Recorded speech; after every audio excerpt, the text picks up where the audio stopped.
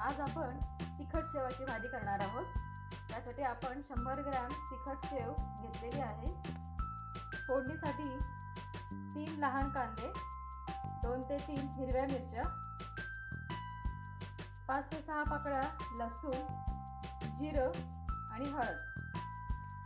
कढईमध्ये 3 ते 4 चमचे तेल घेऊन आपण तापत ठेवलेलं आहे।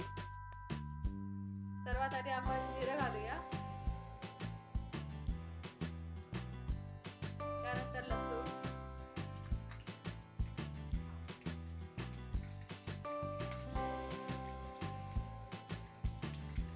व्यवस्थित परतून घेऊया। नंतर हिरव्या मिरच्या, त्यानंतर कापलेला कांदा आपण त्यात घालूया, व्यवस्थित परतून घेऊया।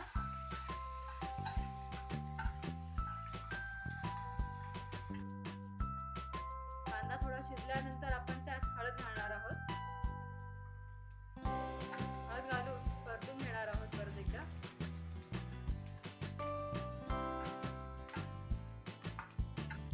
आता या फोडणीमध्ये आपण ग्लासभर पाणी घालणार आहोत, एक लहान ग्लासभर पाणी। त्यातच आपण मीठ घालणार आहोत चवीनुसार। लक्षात असू द्या, शेवेमध्ये ऑलरेडी मीठ असतं, त्यामुळे आपण मीठ बेताने घालायचं आहे।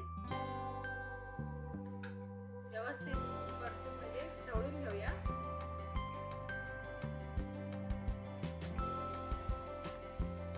आता हे पाणी उकळल्यानंतर आपण त्यात शेव टाकणार आहोत, तिखट शेव। आपलं आता पाणी उकळलेलं आहे, आता आपण त्यात तिखट शेव टाकायची आहे। तिखट शेव टाकून व्यवस्थित परतून घेणार आहोत।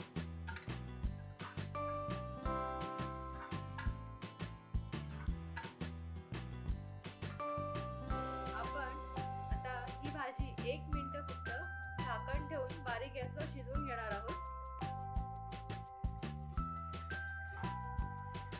आपली आता भाजी शिजलेली आहे। आता आपण गॅस बंद करून कोथिंबीर टाकून गार्निश करणार आहोत।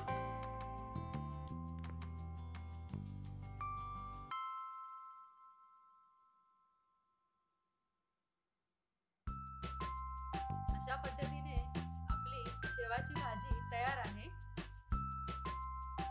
आणि आपण हा व्हिडिओ पाहिलात